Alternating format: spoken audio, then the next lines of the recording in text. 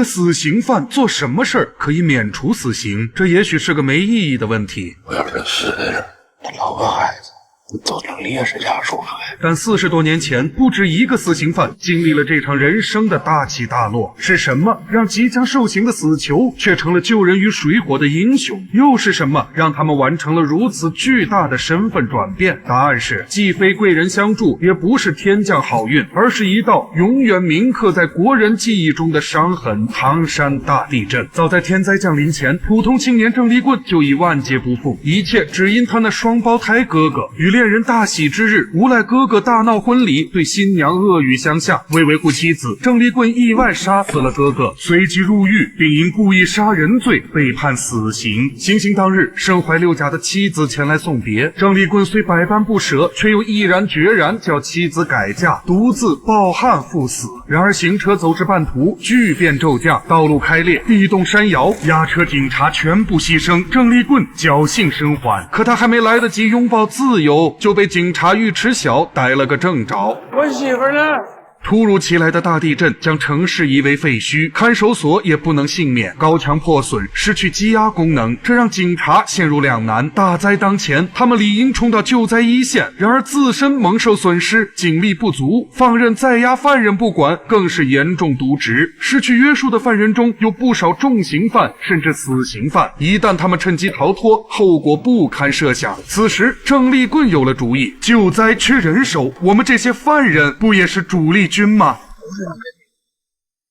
犯人们都能出去救人，我们都是你的兵啊！人命关天，老所长果断拍板，与囚犯约法3章，参与救人者有功，行为不轨者严惩不贷。郑立棍与几名囚犯搭伴，由尉迟晓负责监管。这支特殊的救援队一头扎进了震后的断壁残垣中。尉迟晓对早该被枪决的郑立棍极为防备，要不是救人要紧，他绝不会放过这个死囚。我还就顶上一个。